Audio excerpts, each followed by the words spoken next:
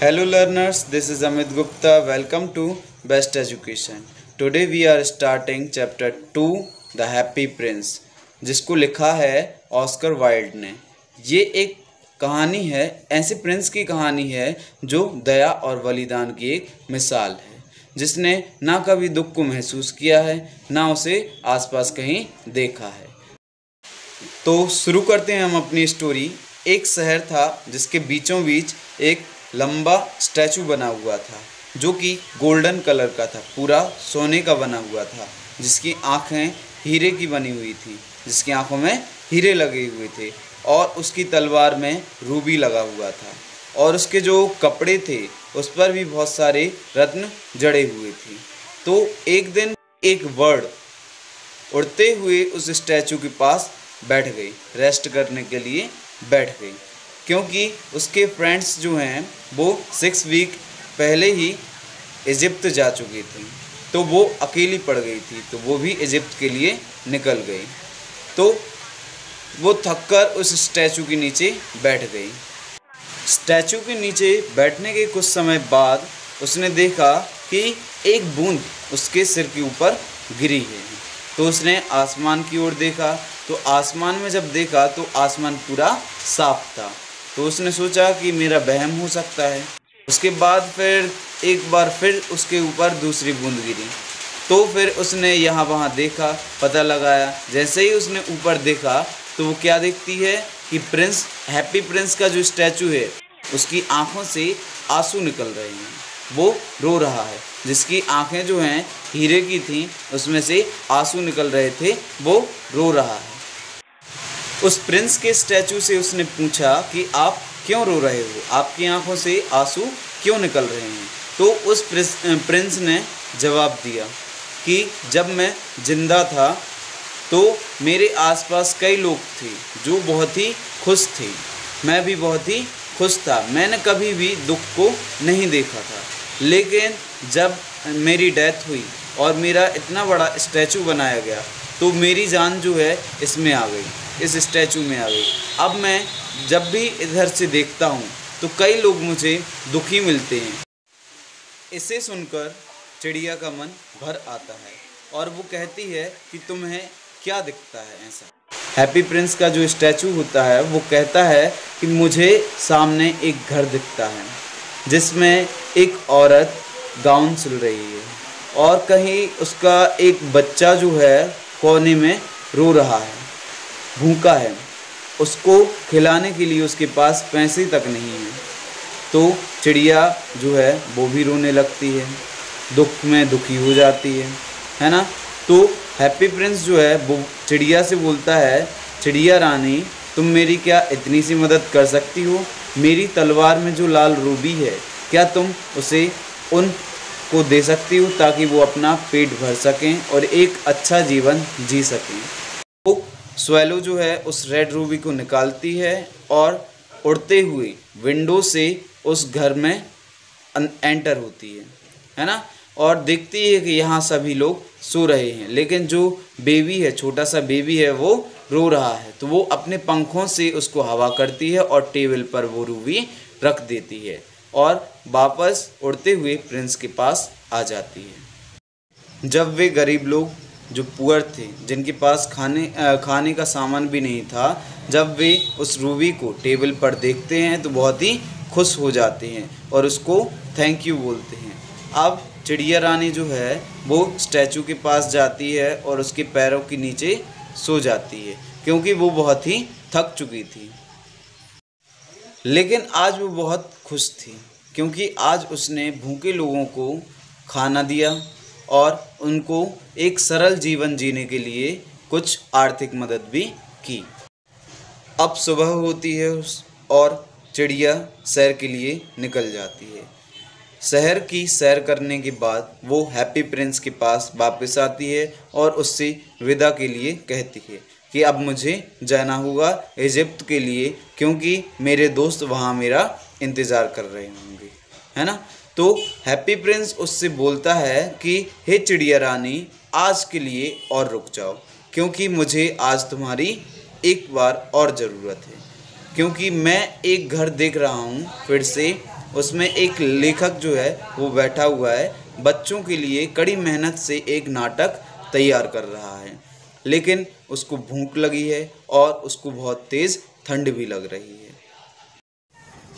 चिड़िया जो थी उसको लेखक पर दया आ गई और वो एक दिन और रुकने के लिए तैयार हो गई, लेकिन उसने कहा इसमें मैं क्या कर सकती हूँ। तो हैप्पी प्रिंस ने कहा एक काम करो, मेरी जो दोनों आँखें हैं ये हीरे की हैं, तुम इसमें से एक आँख निकाल कर उस लेखक को दे दो। अब चिड़िया को दुख तो हो रहा था, लेकिन इस बात की भी खुशी थी कि वो उस लेखक की हेल्प कर पा रही है ना।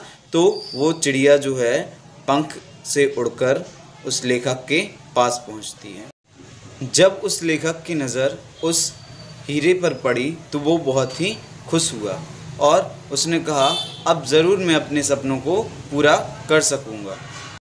अगले दिन सुबह चिड़िया रानी जो है समुद्र की सैर करके वापस आती है और हैप्पी प्रिंस से विदा लेती है। विदा लेने पर हैप्पी प्रिंस उससे बोलता है कि चिड़िया रानी तुमने मेरी बहुत मदद की है, बस एक दिन और रुक जाओ, आज मेरी मदद और कर दूं।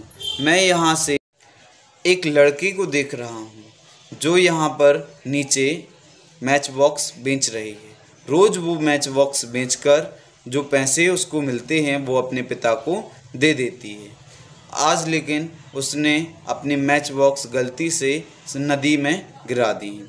उसने आज मैच बॉक्स बेचकर उसके पैसे अपने पिता को ना दिए तो आज उसके पिता उसको पनिश करेंगे। तुम ऐसा करो, मेरी जो एक आँख और बची है जिसमें हीरा है वो भी उस लड़की को दे आओ।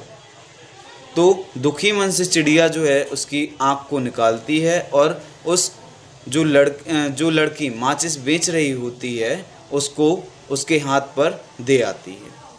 तो वो लड़की उस हीरे को देखकर बहुत ही खुश हो जाती है और उसको थैंक यू बोलती है। अब चिड़िया रानी उड़ते हुए प्रिंस के शोल्डर पर बैठ जाती है और उससे कहती है कि अब तो तुम अंधे हो गए हो, तुमने अपनी दोनों आँखों के जो हीरे थे उसको दान कर दिया है, लेकिन अब मैं तुम्हारा साथ नहीं छोड़ूंगी, अब मैं तुम्हें छोड़कर कहीं भी नहीं जाऊंगी क्योंकि तुम्हें मेरी अभी और ज़रूरत पड़ने वाली है। अब वह चिड़िया शहर में सभी जगह घूमती थी और जो भी गरीब या दुखी उसको मिलते थे उसके बारे में प्रिंस को बताती थी। तो हैप्पी प्रिंस उससे बोलता है इस शहर में जितने भी गरीब हैं, दुखी हैं, उनको मेरी जो बॉडी पर सोना लगा हुआ है उसको एक एक करके सभी गरीब और दुखी लोगों को दे दूँ। तो चिड़िया जो है वो उसकी बॉडी पर जितना भी सोना लगा हुआ होता है वो एक एक करके निकालती है और सभी लोगों को डिस्ट्रीब्यूट कर देती है। अब सभी के पास खाने के लिए रोटी थी, पहनने के लिए कपड़े थे और रहने के लिए घर था। अब सभी लोग वहाँ पर खुश थे। धीरे धीरे समय बीतता गया और बर्फ़ गिरना स्टार्ट हो। तो अब चिड़िया रानी को ठंड लग रही थी, तो वो एक टोकरी में जहाँ पर बहुत सारे ब्रेड रखे हुए हैं उसके अंदर जाकर बैठ जाती। जब भी उसके ऊपर पंख पर बर्फ़ गिरती तो वो पंखों को फैलाकर अपने पंखों को साफ कर लेती और जब भी उसे ठंड लगती तो वो अपने पंखों को फैलाकर यहाँ वहाँ घूमकर अपने अंदर गर्मी पैदा करती। अब एक दिन बहुत अधिक ठंड हो गई, उसको ऐसा लगा कि अब तो मैं जाने वाली हूँ, मेरा समय आ गया है। तो वो बहुत ही हिम्मत करके हैप्पी प्रिंस के पास जाती है। अब इसकी बॉडी जो है पूरी तरह से बदसूरत अगली हो गई थी क्योंकि उसकी बॉडी के जो पार्ट्स थे जो गोल्डन थे और जो भी मतलब उसके ऊपर ज्वेलरी लगी हुई थी वो सब निकल चुकी थी। वो बहुत ही बदसूरत दिख रहा था। तो उसके पास वो चिड़िया रानी जाती है और उससे अलविदा लेती है। उससे बोलती है कि अब मैं जा रही हूँ। तो हैप्पी प्रिंस उससे बोलता है हाँ, अब इस शहर में सब सुख शांति से हैं, सब खुशी हैं। अब तुम आराम से इजिप्ट जाकर अपने दोस्तों के साथ मस्ती मजाक कर सकती हो। तो चिड़िया रानी उससे बोलती है कि मैं इजिप्ट नहीं जा रही हूँ, मुझे ऐसा लग रहा है कि अब मेरा समय आ गया है अब मैं भगवान के पास जा रही हूँ। चिड़िया रानी जो थी वो हैप्पी प्रिंस के सिर को चूमती है और उधर ही बिल्कुल नीचे गिर जाती है, क्योंकि अब वो मर चुकी है। अब इसे देखकर हैप्पी प्रिंस का जो स्टैचू था धीरे धीरे चटकने लगता है और उसका दिल जो था वो भी धीरे धीरे टूटने लगता है। अब आसपास के लोग वहाँ पर देखते हैं कि अरे ये तो हैप्पी प्रिंस इतना खूबसूरत हुआ करता था, इतना इसका स्टैचू इतना सुंदर था, ये तो बहुत ही बदसूरत लग रहा है, ये तो पूरे शहर की शोभा बिगाड़ रहा है। तो वहाँ के उस दिन मेयर आते हैं और ये ऑर्डर जारी करते हैं कि इस हैप्पी प्रिंस के स्टैचू को यहाँ से हटा दिया जाए। तो कई लोग आते हैं, उसको तोड़ते हैं, जलाते हैं, लेकिन वो ना तो जलता है, केवल टूट के रह जाता है, क्योंकि उसका दिल अभी भी उन टुकड़ों में है। तो जब भी उसको तोड़ा जाता है तो टूटने के बाद उसका जो दिल था, जो चटका हुआ दिल था, वो जाकर उस चिड़िया रानी के पास गिर जाता है। अब ये देखकर भगवान जो हैं वो एंजल से कहते हैं कि एंजल तुम नीचे जाओ और सबसे पवित्र चीज़ लेकर आओ, सबसे अनमोल चीज़ लेकर आओ। तो वो जाती है, नीचे जाती है और देखती है कि उसको सबसे ज़्यादा पवित्र चीज़ क्या मिल रही है। तो वो जाकर हैप्पी प्रिंस का हार्ट और वर्ड की बॉडी ले आती है और गॉड से कहती है कि ये मुझे 2 अनमोल चीज़ मिली हैं जो बहुत ही पवित्र हैं।